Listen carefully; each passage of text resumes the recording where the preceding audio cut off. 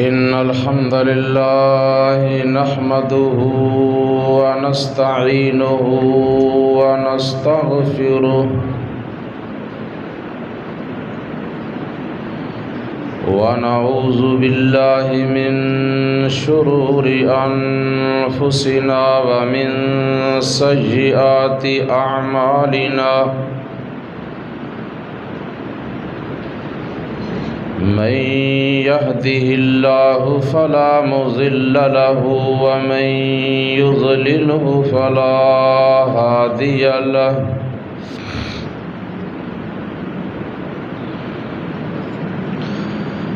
وأشهد أن لا إله إلا الله وحده لا شريك له وأشهد أن محمدًا عبده ورسوله أما بعد فإن خير الحديث كتاب الله وخير الهدي هدي محمد صلى الله عليه وآله وسلم وشر الأمور محدثاتها وكل محدثة بدعة وكل بدعة ضلالة وكل ضلالة في النار.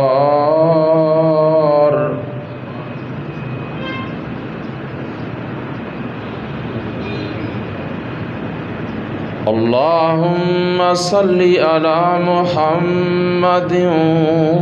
وعلى آل محمد كما صليت على إبراهيم وعلى آل إبراهيم إنك حميد مجيد. اللهم بارك على محمد وعلى آل محمد كما باركت على إبراهيم وعلى آل إبراهيم إنك حميد مجيد. رب اشرح لي صدري ويسر لي أمري واحلل عقدة من لساني يفقه قولي. رب زدني علما.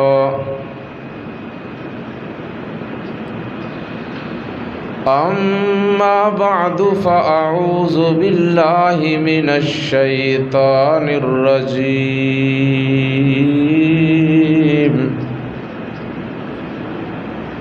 بسم الله الرحمن الرحيم.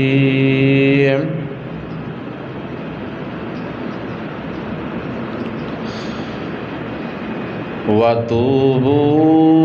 إِلَى اللَّهِ جَمِيعًا أَيُّهَا الْمُؤْمِنُونَ لَعَلَّكُمْ تُفْلِحُونَ.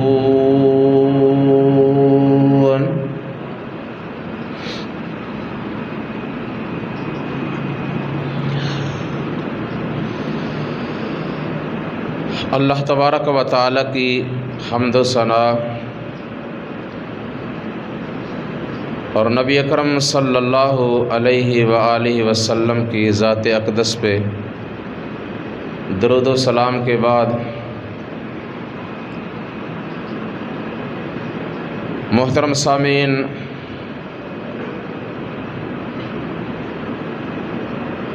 رمضان المبارک جس کے آخری دن آخری راتیں ہم گزار رہے ہیں،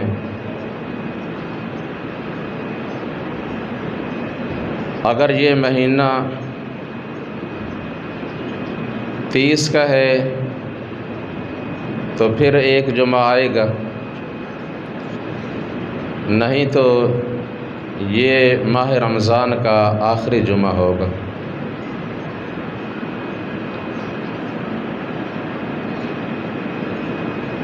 اس لیے ہر مسلمان اپنے رب کی بارگاہ میں خلوص دل سے سچی توبہ کرے اور اپنے رب سے یہ دعا کرے کہ اللہ رب العزت آج تک جو ہم تیری توفیق سے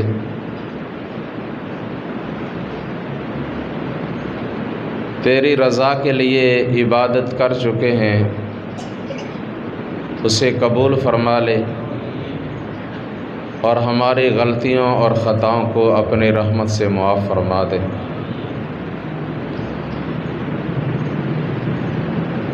قرآن مجید کی سورہ نور، جس کی ایک آیت کا میں نے ایک جملہ تلاوت کیا ہے، جس میں اللہ رب العالمین جو ہم سب کے خالق و مالک ہیں، ہمیں اس بات کا حکم دے رہے ہیں کہ ایمان والوں، مسلمانوں، تم سب اللہ کے حضور توبہ کرو تاکہ تم کامیاب ہو سکو۔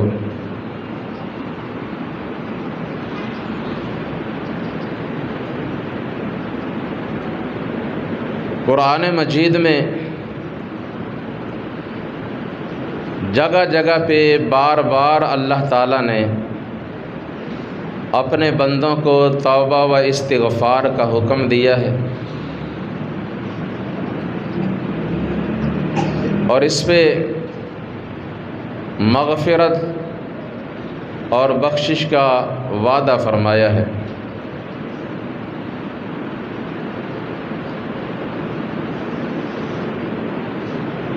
رسول اللہ صلی اللہ علیہ وسلم کا ارشاد گرامی ہے، کل بنی آدم خطاؤن، آدم علیہ السلام کا ہر بیٹا، تمام اولاد آدم خطا کار ہیں،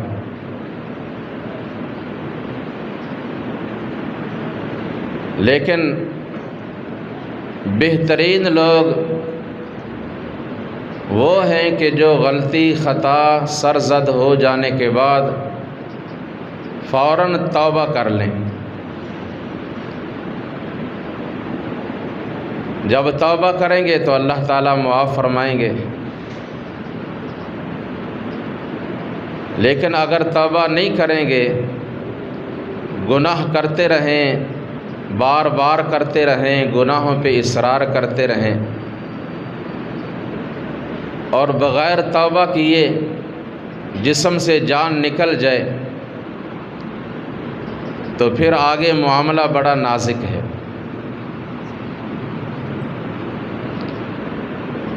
آپ صلی اللہ علیہ وسلم نے یہ بھی ارشاد فرمایا کہ میری امت کے مسلمانوں، اللہ کے حضور توبہ کیا کرو، اس سے اپنی غلطیوں خطاؤں کی معافی مانگا کرو۔ دیکھو میں محمد صلی اللہ علیہ وسلم اللہ کا نبی، اللہ کا سچا رسول ہوں، اور میں ایک ایک دن میں 100 بار اللہ کی بارگاہ میں توبہ و استغفار کرتا ہوں۔ وہ پیغمبر صلی اللہ علیہ وسلم جن کی زندگی پاک، جو بے عیب، معصوم عن الخطا، اس کے باوجود صحابہ کرام کہتے ہیں کہ ہم تو ایک ایک مجلس میں آپ صلی اللہ علیہ وسلم کی توبہ اور استغفار کو شمار کرتے، آپ بار بار استغفر اللہ استغفر اللہ اپنی زبان سے فرماتے،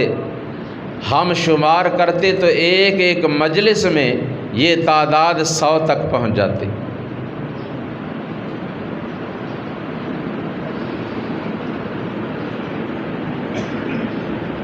خود اللہ رب العالمین اس کو پسند فرماتے ہیں کہ بندہ میرے در پہ آئے، توبہ کرے، مجھ سے معافی مانگے، میں اسے معاف کروں۔ دیکھیں اس دنیا میں جب کوئی انسان کسی انسان کا گناہ کرے، اس سے کوئی اس کے ساتھ زیادتی ہو جائے تو وہ اس پہ اتنا ناراض ہوتا ہے کہ وہ موقع کی تلاش میں ہوتا ہے، میں اسے پکڑوں، اس سے بدلہ لوں، اس کو سزا دوں، اس کو تھانے پہنچاؤں، جیل بھیجواؤں، اسے رسوا کروں۔ وہ پوری کوشش کرتا ہے، مگر وہ اللہ رؤوف الرحیم، ارحم الراحمین، غفور الرحیم اس موقع کی تلاش میں ہے کہ گناہ اور نافرمانی کے بعد میرا بندہ میرے در پہ آ کر معافی مانگ لے، میں اس کو معاف کر دوں۔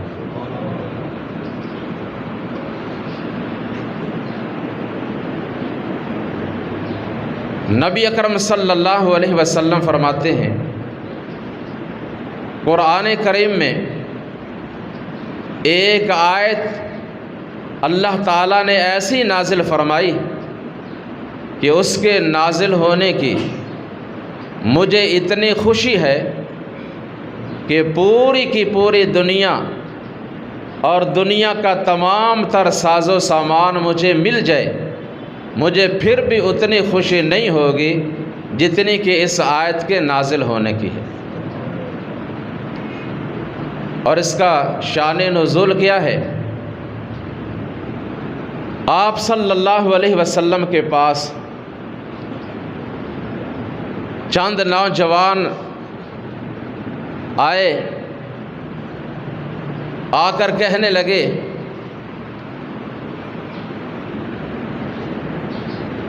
کہ ہم اسلام تو قبول کر لیں گے، لیکن جب ہم اپنے ماضی کی طرف نظر دوڑاتے ہیں، ہماری تو پوری زندگی ہی گناہوں میں، فحاشی اور عریانی اور بے حیائی میں، قتل و غارت میں گزر گئی، چوری اور ڈکیتی میں۔ ہم نے کوئی اچھا کام زندگی میں کیا ہی نہیں، اس کا کیا بنے گا؟ تو اسی موقع پر اللہ تعالیٰ نے سورہ الزمر کی یہ آیت نازل فرمائی، قُلْ يَا عِبَادِيَ الَّذِينَ أَسْرَفُوا عَلَىٰ أَنفُسِهِمْ لَا تَقْنَطُوا مِن رَّحْمَةِ اللَّهِ إِنَّ اللَّهَ يَغْفِرُ الذُّنُوبَ جَمِيعًا إِنَّهُ هُوَ الْغَفُورُ الرَّحِيمُ۔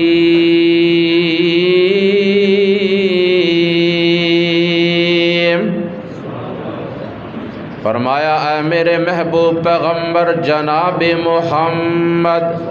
صلی اللہ علیہ وسلم، آپ میرے ان بندوں سے فرما دیں، ان تک میرا پیغام پہنچا دیں کہ جنہوں نے ظلم و زیادتی نافرمانی کر کر کے اپنے آپ پہ ظلم کر لیا ہے، اور اب وہ سمجھتے ہیں کہ نہ جانے ہمیں معافی ملے یا نہ ملے، آپ ان کو یہ بشارت سنا دیں کہ لا تقنطوا من رحمت اللہ، اللہ کی رحمت سے مایوس نہ ہوں، نا امید نہ ہوں، آؤ خالص توبہ کر لو، اس سے معافی مانگ لو۔ ان اللہ یغفر الذنوب جمیعا، جب تم اس کی بارگاہ میں خالص توبہ کرو گے، اللہ تمہارے سابقہ تمام گناہوں کو معاف فرما دیں گے، اس لیے کہ وہ بڑا غفور الرحیم ہے۔ اگلی آیات میں اللہ تعالیٰ نے کچھ شرائط بھی بتا دی، وہ یہ کہ وَأَنِيبُوا إِلَىٰ رَبِّكُمْ وَأَسْلِمُوا لَهُ مِن قَبْلِ أَن يَأْتِيَكُمُ الْعَذَابُ ثُمَّ لَا تُنصَرُونَ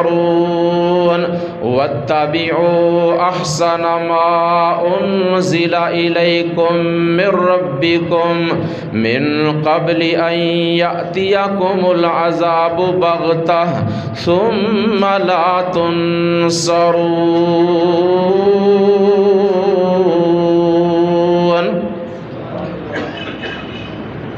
اکثر لوگ صرف یہ ایک آیت ہی سناتے ہیں، اگلی آیات نہیں پڑھ کر بتاتے۔ اللہ تعالیٰ نے شرائط بتائیں کہ توبہ کرو،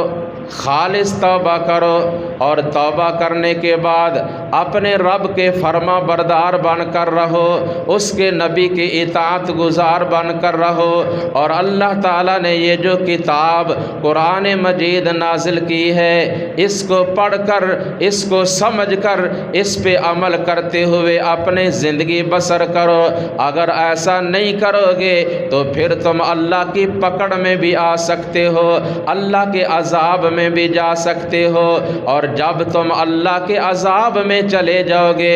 کوئی بھی تمہیں چھڑانے کے لیے، مدد کرنے کے لیے نہیں آئے گا۔ اسی طرح ایک اور موقع پر کچھ مسلمان آئے، ایک نے کہا یا رسول اللہ صلی اللہ علیہ وسلم، میں پوری زندگی اللہ تعالیٰ کے ساتھ شرک کرتا رہا، اوروں کو اللہ کا شریک بناتا رہا، جبکہ یہ ظلم عظیم کبیرہ گناہ، بہت بڑا گناہ ہے۔ دوسرے نے کہا یا رسول اللہ صلی اللہ علیہ وسلم، میری زندگی بدکاری، بے حیائی میں گزر گئی۔ اسی طرح تیسرے نے بھی اپنا ایک کبیرہ گناہ بیان کیا اور کہنے لگے کہ اگر ہم توبہ کر لیں،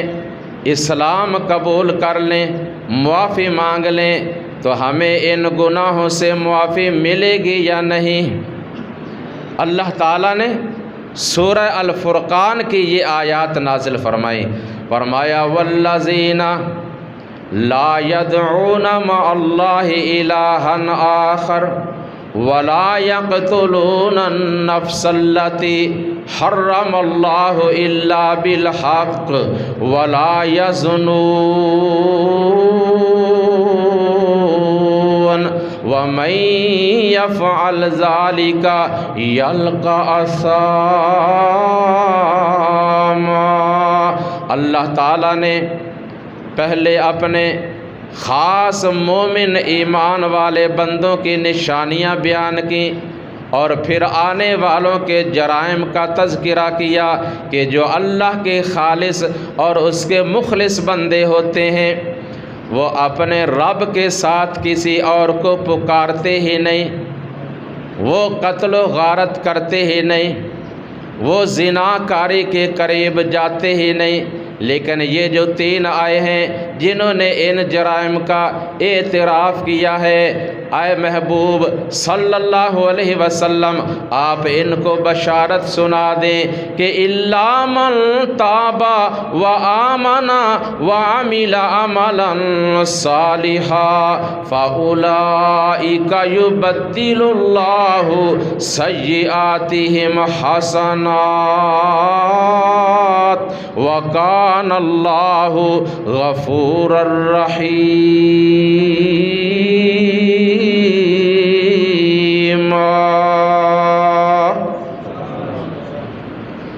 پہلے فرمایا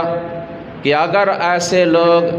بغیر توبہ کیے مر جائیں وہ ضرور جہنم کی آگ میں، جہنم کے گہرے گڑھے میں گریں گے جہاں ان کو دگنا چگنا عذاب ہوتا رہے گا۔ لیکن جنہوں نے خالص توبہ کر لی، ایمان مضبوط کر لیا اور توبہ کرنے کے بعد وَعَمِلَ عَمَلًا صَالِحًا نیک اعمال کرنے لگ گئے، اللہ احکم الحاکمین ان کو ان کی توبہ، ایمان، نیک اعمال کی برکت سے صرف معاف ہی نہیں کرے گا بلکہ اللہ ان کے گناہوں کو بھی نیکیوں میں بدل دیں گے۔ وہ شاہوں کو خادم بنا دیتا ہے، وہ خادم سے گردن کٹوا دیتا ہے، کرے صفت اپنی عز و منتشا، وہ گناہوں کو عبادت بنا دیتا ہے، کرے صفت اپنی عز و منتشا، جسے چاہے تخت پہ بٹھا دیتا ہے، فرشتوں کو دفتر کی کچھ نہیں خبر، وہ گناہوں کو عبادت بنا دیتا ہے۔ اللہ تعالیٰ کتنا اپنے بندوں پہ مہربان اور اس کی کتنی محبت، شفقت اور پیار۔ گناہ نیکیوں میں بدل جائیں یہ کوئی معمولی بات ہے، یہ بہت بڑی بات ہے، بشرطے کہ توبہ، ایمان خالص اور اعمال صالح، یہ 3 شرطیں اللہ تعالیٰ نے رکھی ہیں۔ اللہ اکبر کبیرہ۔ اللہ تعالیٰ نے اپنے در پہ بڑے بڑے مجرم لوگوں کو بلایا ہے اور ان سے اپنی بخشش، رحمت کا، مغفرت کا وعدہ فرمایا ہے، لیکن جو توبہ نہیں کرتے ان سے اللہ تعالیٰ نے براءت اور نفرت کا اعلان فرمایا ہے۔ اللہ تعالیٰ نے قرآن مجید میں ایک سورت نازل فرمائی جس کا نام ہے سورہ التوبہ۔ کیا نام ہے؟ سورہ التوبہ، جس کے شروع میں اعلان فرمایا وَأَذَانٌ مِّنَ اللَّهِ وَرَسُولِهِ إِلَى النَّاسِ يَوْمَ الْحَجِّ الْأَكْبَرِ أَنَّ اللَّهَ بَرِيءٌ مِّنَ الْمُشْرِكِينَ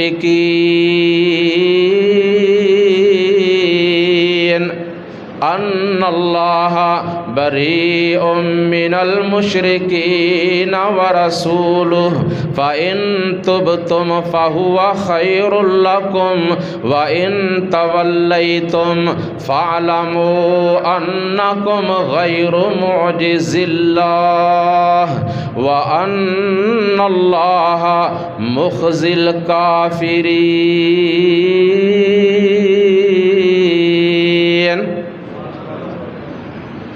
وَأَذَانٌ مِّنَ اللَّهِ وَرَسُولِهِ، اللہ اور اس کے رسول صلی اللہ علیہ وسلم کی جانب سے عام اعلان ہے مشرکین کے بارے میں کہ جو اللہ تعالیٰ کی ذات میں، صفات میں، عبادات میں، احکامات میں، اختیارات میں اوروں کو شریک بناتے ہیں، ان کا اللہ کے ساتھ بھی کوئی تعلق نہیں، اللہ کے رسول کے ساتھ بھی کوئی تعلق نہیں،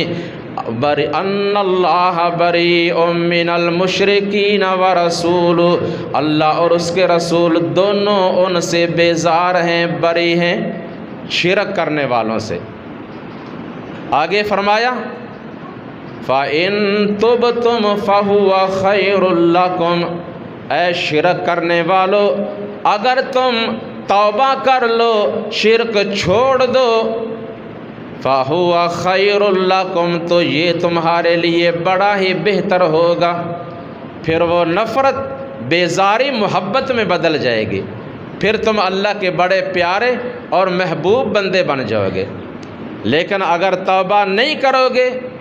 تو پھر تمہارے لیے عذاب ہے، اور یاد رکھو جب اللہ کی پکڑ آ جائے گی پھر تم اور جن کو تم اللہ کے سوا پکارتے ہو سب مل کر بھی اللہ کے عذاب کو ٹال سکتے نہیں۔ اللہ اکبر کبیرہ۔ جنہوں نے توبہ کرنی تھی کر لی، کچھ اڑے رہے، پھر اللہ تعالیٰ نے ایمان والوں کو، مسلمانوں کو حکم دیا ان مشرکین کے بارے میں، فَإِذَا انْسَلَخَ الْأَشْهُرُ الْحُرُمُ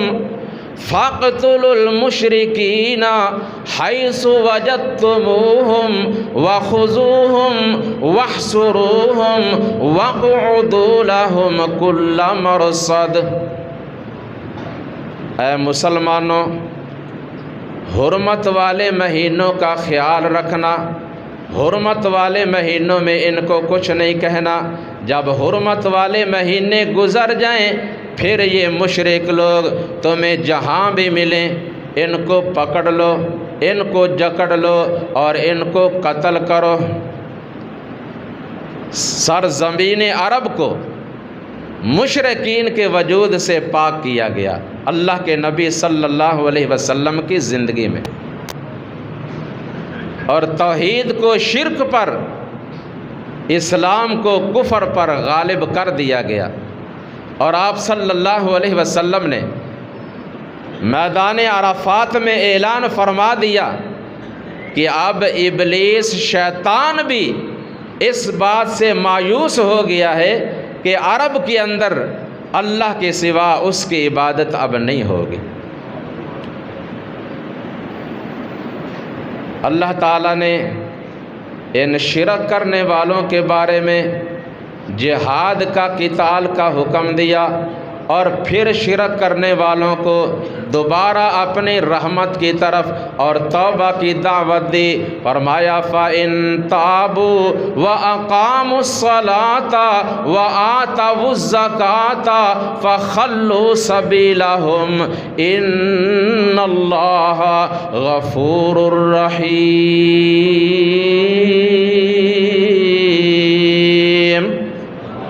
اگر یہ سچی توبہ کر لیں، شرک چھوڑ دیں،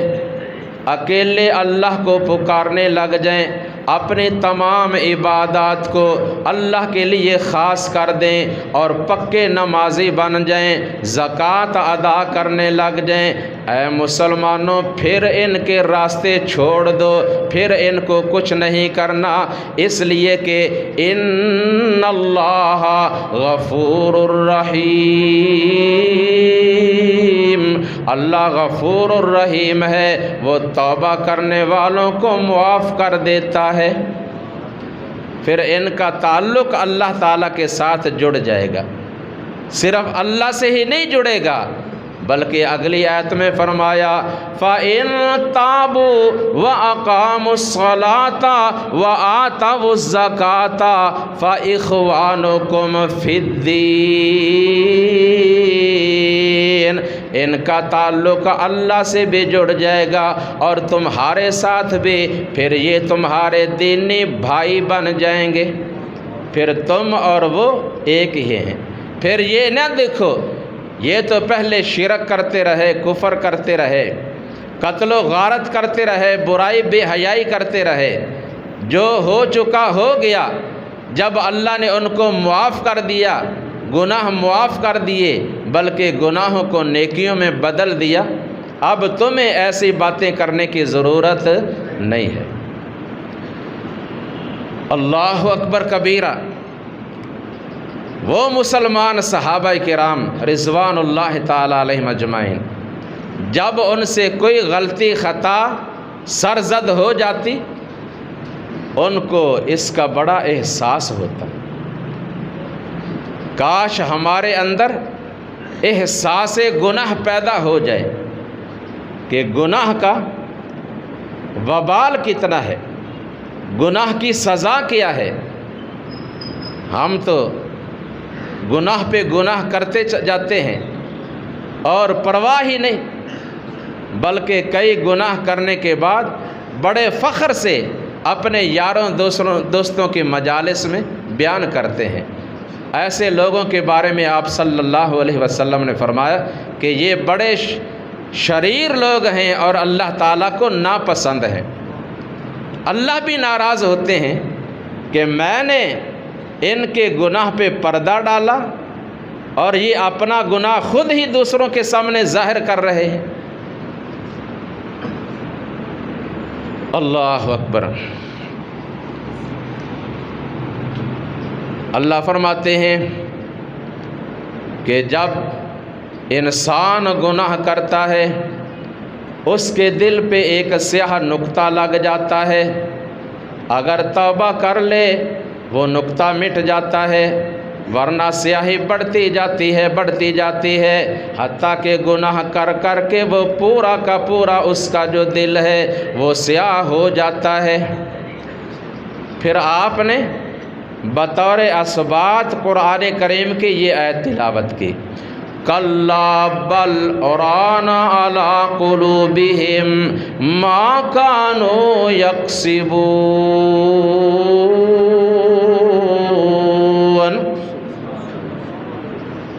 گناہ کر کر کے، نافرمانیاں کر کر کے ایسے لوگوں کے دل سیاہ ہو جاتے ہیں، زنگ آلود ہو جاتے ہیں۔ اب یہ سیاہی ختم کیسے ہوگی، دل صاف کیسے ہوں گے؟ آپ صلی اللہ علیہ وسلم نے فرمایا اللہ کے ذکر سے، قرآن کی تلاوت سے اور کثرت استغفار سے۔ جب استغفار کرے گا بندہ، توبہ کرے گا، اللہ کا ذکر کرے گا اور قرآن کریم کی تلاوت کرے گا، دل صاف، شفاف اور روشن چمکدار ہو جائے گا۔ لیکن آگے اللہ کیا فرماتے ہیں کہ اگر یہ لوگ بغیر توبہ کی یہی دنیا سے چلے گئے، کَلَّا إِنَّهُمْ عَنْ رَبِّهِمْ يَوْمَئِذٍ لَمَحْجُوبُونَ ثُمَّ إِنَّهُمْ لَصَالُو الْجَحِيمِ۔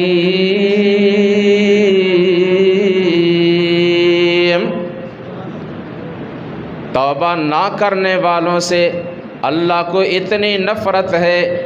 نفرت ہے کہ قیامت کے دن اللہ ان کی طرف دیکھنا بھی گوارا نہیں کریں گے۔ جب اللہ کی طرف آنا چاہیں گے اللہ اور ان کے درمیان پردہ حائل ہو جائے گا اور حکم ملے گا انہیں یہیں سے واپس لے جا کر جہنم کے اندر داخل کر دو۔ اللہ تعالی ہمیں محفوظ فرمائے۔ تو صحابہ کرام کو احساس گناہ کس قدر ہوتا؟ آپ صلی اللہ علیہ وسلم نے اپنے ایک جانثار صحابی ابو لبابہ ابن منذر، سب کہو رضی اللہ تعالیٰ عنہ، انہیں غزوہ احزاب کے بعد بنو قریظہ یہودیوں کے ایک قبیلے کی طرف بھیجا، اس لیے کہ انہوں نے خود پیغام بھیجا تھا کہ آپ ہمارے پاس ابو لبابہ کو بھیجیں، ہم ان سے کوئی مشورہ کرنا چاہتے ہیں، کیونکہ انہوں نے عہد شکنی کی تھی اور عہد توڑنے کی سزا دیکھنا کتنی بڑی ہے۔ ہم تو ادھر وعدہ کیا توڑ دیا، وعدہ کیا توڑ دیا، کھیل بنا لیا۔ آپ صلی اللہ علیہ وسلم نے اکثر اپنے جمعۃ المبارک کے خطبات میں فرمایا، اور صحابی کہتے ہیں اس جملہ کے بغیر کم ہی خطبے آپ کے تھے، ورنہ آپ اکثر یہ جملہ ارشاد فرمایا کرتے، لا ایمان لمن لا امانۃ لہ ولا دین لمن لا عہد لہ۔ جو بندہ امانت کا خیال نہیں کرتا اس کا ایمان مکمل نہیں، اور جو بندہ وعدہ پورا نہیں کرتا اس کا دین مکمل نہیں۔ ہم انہیں معمولی بات سمجھتے ہیں۔ اللہ تعالی ہمیں اپنے اصلاح کرنے کی توفیق عطا فرمائے۔ ابو لبابہ رضی اللہ تعالی عنہ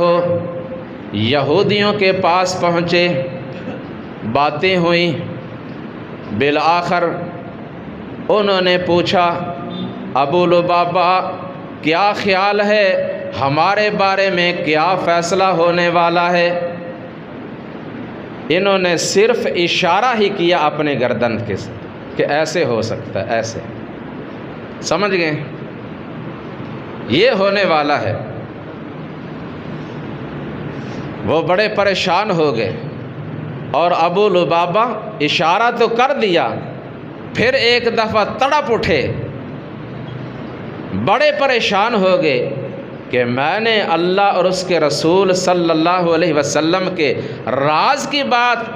ان کو بتا دی، مجھے تو یہ کرنے کا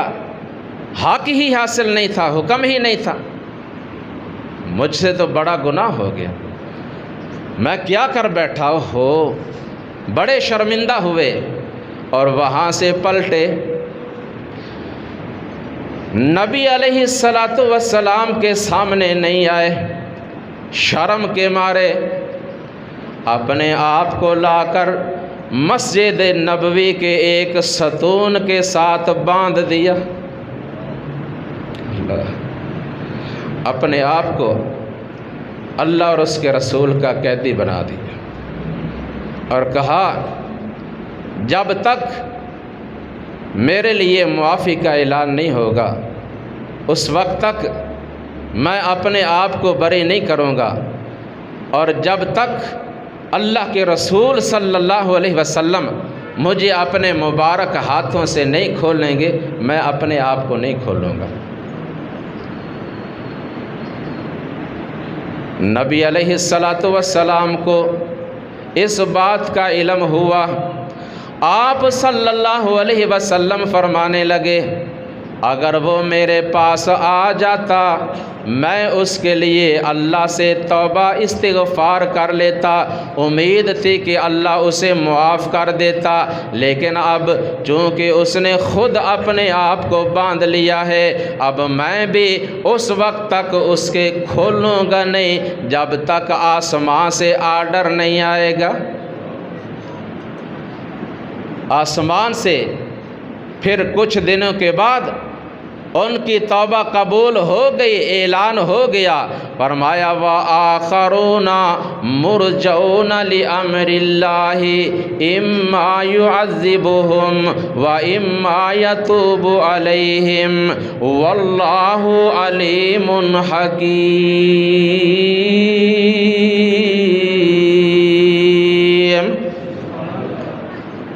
پہلے فرمایا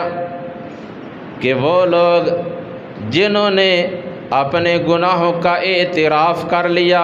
جن کا معاملہ مؤخر کر دیا گیا، اب یہ اللہ کے اختیار میں ہے، وہ چاہے تو ان کو سزا دے اور چاہے تو ویسے ہی ان کو معاف فرما دے۔ پھر اللہ نے اعلان کیا وآخرون اعترفوا بذنوبہم خلطوا عملا صالحا وآخر سیئا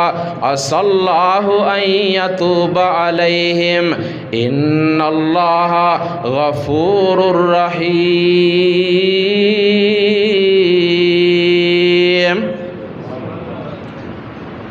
وہ لوگ جنہوں نے اپنے گناہوں کا اعتراف کر لیا، جو بڑے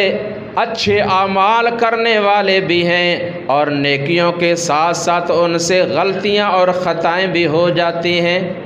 لیکن وہ اڑ نہیں جاتے، بار بار نہیں کرتے، اصرار نہیں کرتے، بلکہ توبہ کرتے ہیں، اللہ سے معافی مانگتے ہیں۔ عسى الله أن يتوب عليهم إن الله غفور رحيم۔ ان لوگوں کے بارے میں یہ امید رکھی جائے کہ اللہ ان کو معاف کر دے گا، اس لیے کہ اللہ بڑا غفور الرحیم ہے۔ جب یہ آیات نازل ہوئیں، رسول اکرم صلی اللہ علیہ وسلم تشریف لائے، آپ نے اپنے مبارک ہاتھوں سے اپنے صحابی ابو لبابہ ابن منذر رضی اللہ تعالی عنہ کو کھول دیا، آزاد کر دیا، اور یہ ان کے لیے بڑی خوشی کا دن اور بڑے اعزاز کا مقام تھا۔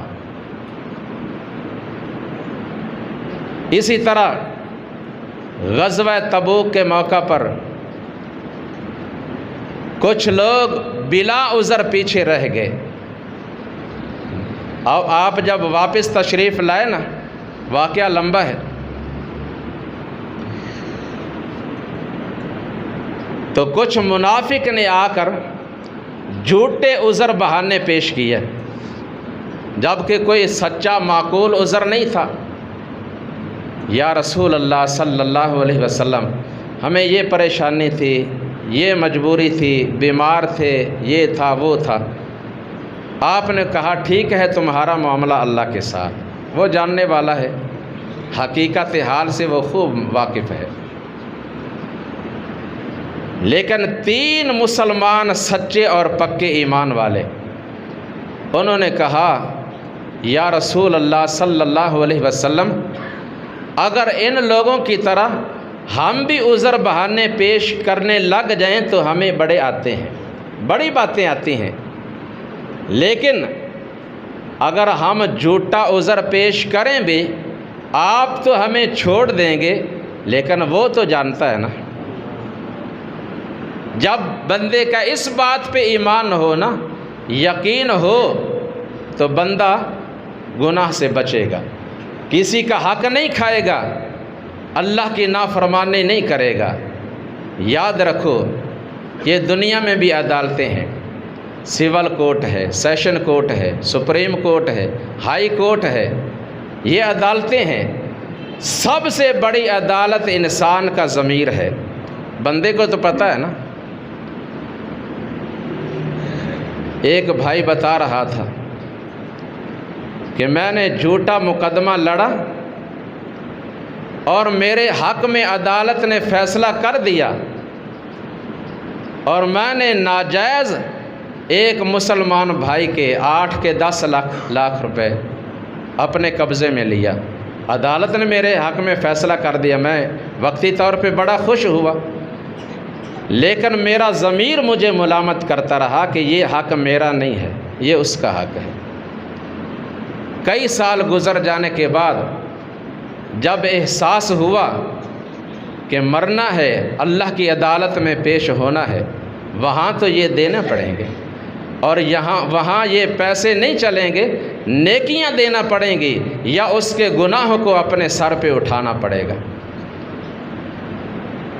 گئے، اس کے پاس پہنچے، اس سے معافی مانگی اور اس کا حق اس کو ادا کیا۔ یہ ہے توبہ کا طریقہ۔ اور نبی مکرم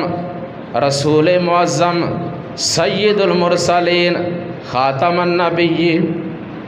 رحمت للعالمین صلی اللہ علیہ وسلم فرماتے ہیں، بعض دفعہ ایسا ہوتا ہے 2 بندے آپس میں جھگڑا لے کر میرے پاس آتے ہیں، ایک سچا ہوتا ہے، دوسرا جھوٹا ہوتا ہے، لیکن جو جھوٹا ہوتا ہے وہ بڑا تیز ترار چرب زبان ہوتا ہے، اور جو دوسرا ہے تو سچا لیکن ہے سست، اس کو باتیں کرنے کا اتنا ڈھنگ نہیں آتا، وہ شریف آدمی ہے، ایسا ہوتا ہے نا۔ اور جھوٹے اکثر چالاک بڑے ہوتے ہیں۔ تو آقا فرماتے ہیں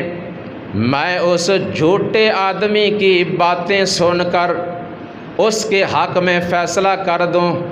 اگر ایسا ہو جائے تو وہ جھوٹا آدمی جس کے حق میں نے فیصلہ کر دیا وہ اس پہ خوش نہ ہو، وہ یہ مت سمجھے کہ میرا یہ حق ہے کیونکہ اللہ کے رسول نے میرے حق میں فیصلہ کر دیا۔ نہیں نہیں نہیں، وہ حق اسی کا ہی ہے جو حق والا ہے۔ میرے فیصلہ کرنے کے باوجود بھی وہ اس کا حقدار نہیں، حقدار وہ ہے جو اصل اس کا مالک ہے۔ اور قرآن مجید کی سورہ النساء کی وہ آیات پڑھیں نا تو آپ کو ساری باتیں سامنے آئیں گی۔ ایک مقدمہ آیا تھا آپ کے پاس، ایک نام نہاد مسلمان نے چوری کی، جب اسے معلوم ہوا کہ جن کی میں نے چوری کی ہے وہ میرے پیچھے لگ گئے ہیں، اس نے بڑی تیزی کے ساتھ وہ چوری کا سامان ایک بے گناہ یہودی کے گھر میں ڈال دیا اور خود شور مچا دیا کہ یہ چور ہے۔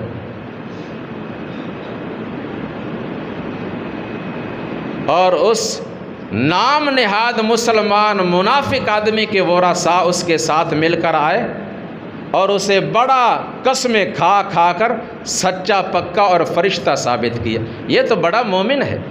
یہ بڑا سچا مومن ہے، اس نے تو آج تک چوری کی ہی نہیں، اسے تو پتہ ہی نہیں چوری کرتے کیسے ہیں، کیا ہوتی ہے، لیکن تھا وہ چور۔ آپ صلی اللہ علیہ وسلم نے فرمایا ٹھیک ہے تم گواہی دے رہے ہو، میں اس کو بری کرتا ہوں، لیکن آسمان سے قرآن آ گیا، میرے محبوب صلی اللہ علیہ وسلم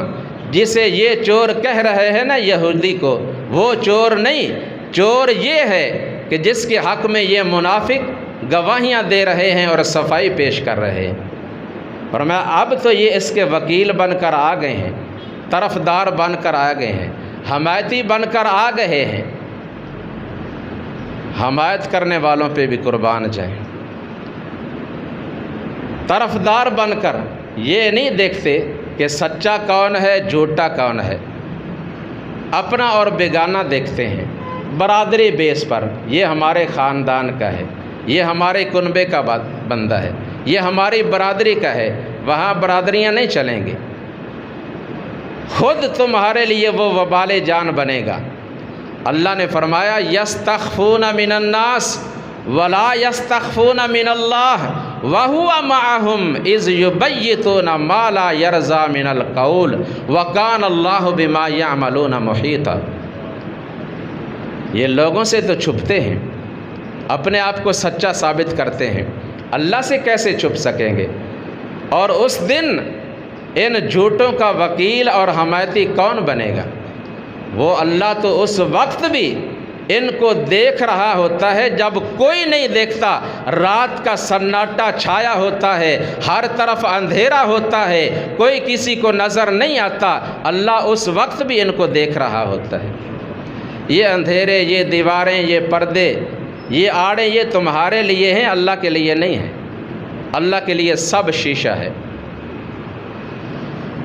اللہ اکبر کبیرہ۔ تو یہ تین سچے مسلمان آدمی جب آپ صلی اللہ علیہ وسلم غزوہ تبوک کے سفر سے واپس تشریف لائے، آ کر کہنے لگے یا رسول اللہ صلی اللہ علیہ وسلم باتیں کرنے سے تو بڑی ہیں، ہم بھی کر سکتے ہیں، لیکن سچی بات یہ ہے کہ ہمارے پاس کوئی معقول عذر نہیں، ہم بلا عذر اپنے گھروں میں بیٹھے رہے، آپ کے ساتھ نہیں نکلے، اب ہمیں اس کا بڑا احساس ہوا ہے، آپ ہمیں معاف کر دیں، اللہ سے ہمارے لیے معافی مانگ لیں۔ یہ کون تھے؟ مرارہ ابن ربیع، ہلال ابن امیہ، کعب ابن مالک رضی اللہ تعالی عنہم، یہ تین صحابی سچے مسلمان۔ آپ صلی اللہ علیہ وسلم نے فرمایا ٹھیک ہے اللہ کے حکم کا انتظار کرو، میں بھی انتظار کرتا ہوں، کیونکہ آپ صلی اللہ علیہ وسلم خود اپنے رب کے حکم کے پابند، اور آپ صلی اللہ علیہ وسلم ان سے اس موقع پر یہ بات کرنے کے بعد اپنا رخ پھیر لیتے ہیں، اور آپ نے اس کے بعد ان سے بات چیت ختم کر دی اور اپنے دوسرے مسلمان صحابہ کرام رضوان اللہ تعالی علیہم اجمعین کو بھی حکم دیا کہ اللہ کا حکم آنے تک ان میں سے کسی کے ساتھ کلام نہیں کرنے، عارضی بائیکاٹ۔ اب یہ تینوں بڑے پریشان، دن کے وقت بھی روتے ہیں، رات کے وقت بھی اللہ کے سامنے گڑ گڑاتے ہیں اور کہتے ہیں ہمارے لیے کیا بن گیا، یہ ہمارے لیے بڑی مصیبت ہے، اللہ ناراض ہو گیا، اللہ کے رسول صلی اللہ علیہ وسلم ناراض ہو گئے، انہوں نے ہم سے بات چیت کرنا چھوڑ دیا، اگر اسی حالت میں موت واقع ہو گئی تو کیا بنے گا۔ احساس گناہ تھا۔ اسی طرح پورے 50 دن گزر گئے، 50 دن۔ اس کے بعد اللہ سبحانہ و تعالی نے قرآن کریم کی سورہ التوبہ کی یہ آیت نازل فرمائی، وَعَلَى الثَّلَاثَةِ الَّذِينَ خُلِّفُوا حَتَّى إِذَا ضَاقَتْ عَلَيْهِمُ الْأَرْضُ بِمَا رَحُبَتْ وَضَاقَتْ عَلَيْهِمْ أَنفُسُهُمْ وَظَنُّوا أَن لَّا مَلْجَأَ مِنَ اللَّهِ إِلَّا إِلَيْهِ ثم تاب عليهم ليتوبوا إن الله هو التواب الرحيم۔ اللہ تعالیٰ نے ان تینوں کو بھی معاف کر دیا جن کا معاملہ مؤخر کر دیا تھا، اور اس دوران یہ بڑے پریشان ہو گئے، اور زمین باوجود اپنے فراخ ہونے کے ان پہ تنگ ہو گئی، اور ان کی جانیں بھی ان پہ تنگ پڑ گئیں، کیا بنے گا، کیا کریں گے، کدھر جائیں گے۔ تو اللہ تعالیٰ نے ان تینوں کی توبہ قبول کر کے ان کو معاف فرما دیا ہے، کیونکہ وہ بڑا تواب، توبہ قبول کرنے والا مہربان ہے۔ اور حضرت کعب بن مالک رضی اللہ تعالیٰ عنہ اپنا واقعہ خود بیان کرتے ہیں کہ ایک دن میں بڑا پریشان تھا، میں مدینہ کے بازار میں نکلا، ادھر علاقہ شام سے ایک تاجر آیا ہوا تھا، وہ لوگوں سے پوچھ رہا تھا کہ کعب ابن مالک کے بارے میں مجھے بتاؤ، میں نے اس کو ملنا ہے۔ کسی نے بتا دیا، وہ میرے پاس آیا، اس نے مجھے ایک خط دیا کہ یہ خط شاہ غسان نے آپ کے لیے بھیجا ہے۔ میں نے اس کو کھول کر پڑھا، اس میں کیا لکھا تھا، اے کعب ابن مالک، ہمیں معلوم ہوا ہے کہ آپ کا جو آقا ہے وہ آپ پہ ناراض ہو گیا ہے، اور اتنا ناراض ہوا ہے کہ اس نے آپ کے ساتھ بائیکاٹ کر دیا ہے، وہ آپ سے بات کرنا بھی پسند نہیں کرتا، لیکن آپ کوئی معمولی آدمی نہیں ہیں، آپ بڑے دانشور، باشعور سردار ہیں، سمجھدار ہیں، آپ چھوڑیں مدینہ کو، ہمارے پاس آئیں، ہم آپ کو بہت بڑا عہدہ دیں گے۔ کتنی بڑی آفر ہوئی، لیکن کعب بن مالک رضی اللہ تعالی عنہ فرماتے ہیں یہ خط پڑھتے ہی میرے پاؤں کے نیچے سے زمین نکل گئی، رونگٹے کھڑے ہو گئے، زارو قطار رونے لگے، ہائے اللہ میں اتنا بڑا گنہگار ہو گیا، میں اتنا گیا گزرا ہو گیا، اب تو کفار بھی مجھ پہ حملے کر رہے ہیں، وہ مجھے دائرہ اسلام سے نکالنا چاہتے ہیں، یہ تو میرے لیے ذلت ہے، رسوائی ہے، بادشاہی نہیں، یہ کیا ہے؟ رسوائی ہے۔ یہ بادشاہت کیا ہے؟ عارضی چند دنوں کی۔ حکمرانوں کا حال دیکھ لو، کیا حال ہو رہا ہے، کیا عزت ہے، کیا وقار ہے۔ من کان یرید العزت فللہ العزت جمیعا،